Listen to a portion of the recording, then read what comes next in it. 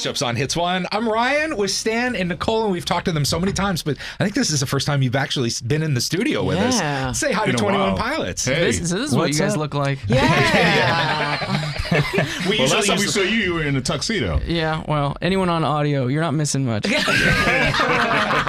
is funny how many people see us for the first time. They're like, you look nothing like what we thought. Yeah. I always get to you're black. Yes, he does get his... I go, yeah.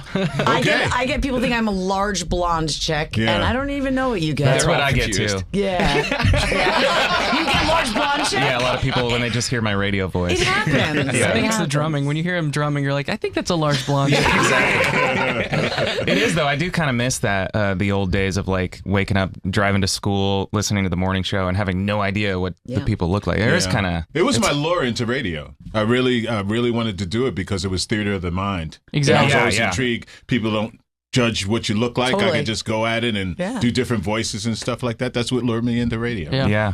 But it's not about me. No, it's about you guys. It's about you guys. How do you guys deal with it going out in public? Because people know what you look like. Do you have hats and sunglasses in your car ready to go at all fake times? Mustaches. And masks. Actually, if we're not together, we don't get noticed as much. That is true. Hardly at all, actually. So as long as I say, Josh, stay away from me.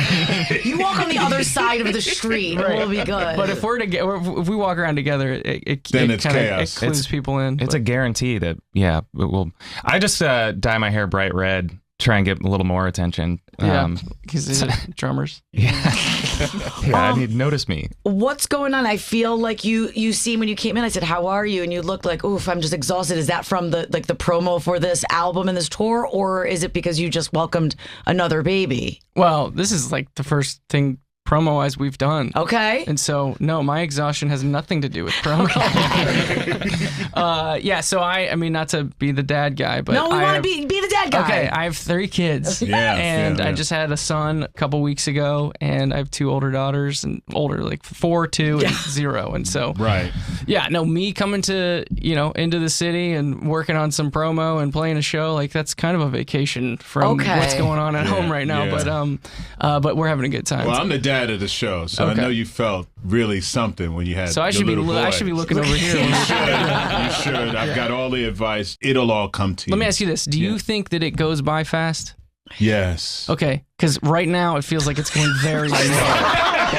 Let me forewarn you of something. You have 3 under 4. That's why. Especially with your boy. Get your hugs and kisses now. Okay. Get your hugs and kisses now, because they're gonna be Dad. They're not gonna want that at all. Yeah. Did you go for the boy? Like, were you like, we have 2 girls, let's try one more shot for the boy? Because I had friends that just did that, and I was like, you have to be okay if you have 3 girls, because that might happen. I was actually very prepared to be the girl dad. Okay. I wanted actually a 3rd girl. I thought that I was like, I'm set. I got people to take care of me for the rest of my life. All the pros that come with having girls, and then when I found out it was a boy, I had this very weird feeling of, because I own some farmland around where I live. Thanks. And I always thought maybe I would like develop it or whatever, sell it or whatever. And the first thing that came over me when I found out that I had a son was, I must keep my land. I must.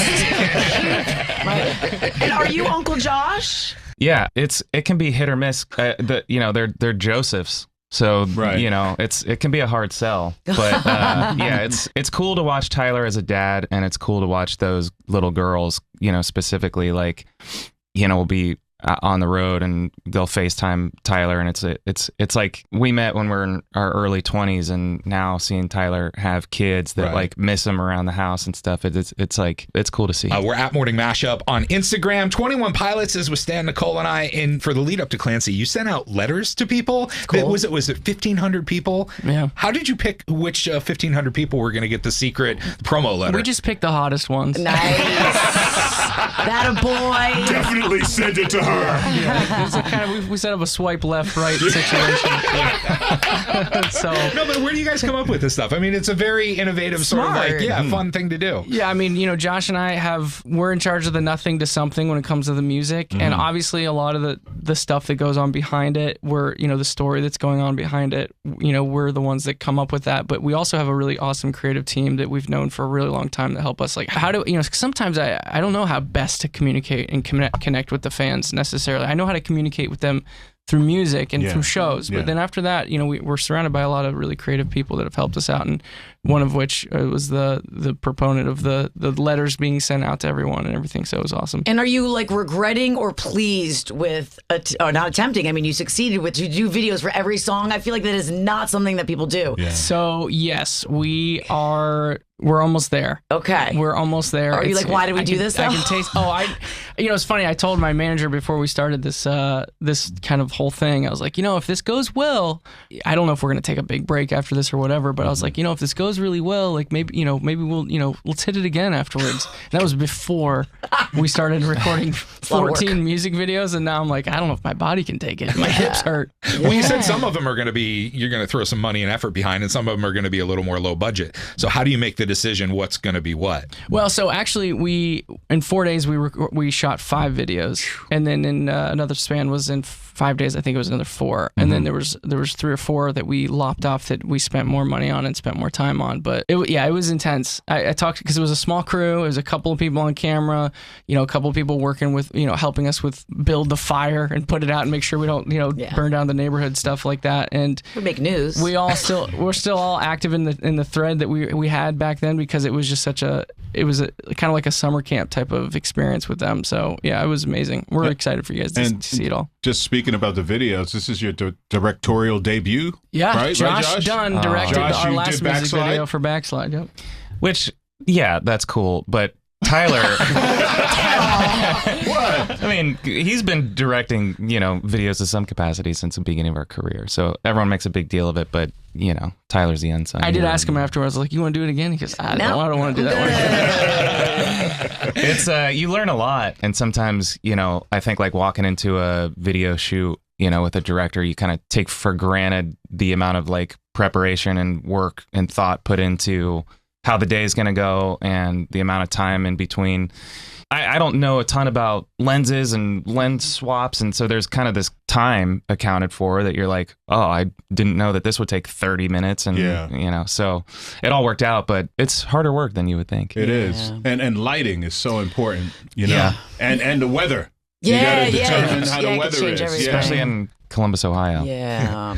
Speaking of Columbus, you guys are doing 3 shows in your hometown when you go out on the road. It's gonna feel good. It is. It's enough shows for me to be like, you know what? I wonder if my landscapers want to go to a show. Come on, throw free tickets. We work something out. Yeah. Well, do you do it different? Like when you go home like that and you have 3 shows, are you gonna plan something special for each night? Mm-hmm. Why do you say stuff like that? Come on. I'm sorry. I don't mean to put you on the spot. I'm sorry. I would love to do that. I think that what we've learned as we've continued to do this is the more departments that are a part of a show, the harder it is to pivot stuff, to make changes. So we got a lighting department. There's an LED, the content that's on the screen department. Right. So for us to just change a song or move it around or whatever, it does take, it's a bit of a heavy lift. So we would have to be preparing for that now, even though we're talking, 5 months from now. So good idea. Yes. And I'll put it on my to-do list. My to-do list. I'll have a million things. And obviously you're talking about the shows in your hometown. And I recently rewatched the video where you, Josh, and Debbie invited cameras into your home to look at the whole house, which is honestly a piece of artwork. It is the coolest thing I've ever seen.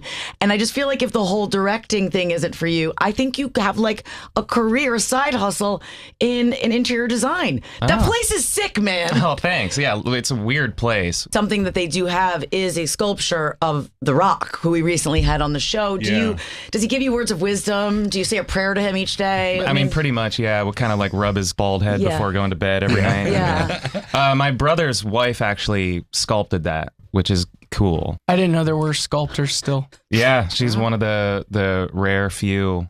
She's really talented. That's what we wanted. It is kind of like when you give big kids some space to play. Yeah. I think I kind of just wanted a place that I didn't really have to leave. Yeah. So just kind of put everything, just like throw everything in there that I would want to do throughout the day, whether it worked or not. That's what we wanted. Yeah, I know. I'm obsessed with it. It's awesome. All right, the mashups on Hits 1. I'm Ryan. Good morning, Stan. Hey, good morning, man. Good morning, Nicole. And Clancy's out May 24th. 4th, and right here to tell us all about it is 21 Pilots, Stan. Got a chance to hear the album. My favorite so far is Midwest Indigo. Oh, nice. So good. Thank you. You guys do a great album. You could just sit there and go like, wow, and everything you think, oh, that's pretty good. They ain't gonna outdo that. You didn't, then you do. Oh, well, the next thanks. song, then you do. And we've been with you since day one. Yeah. I love your shows too. Can we go to one? Maybe I think we know a guy that might be able to help us. Yeah, we know a guy. Maybe we know Ask a guy. Tyler's landscaper. He can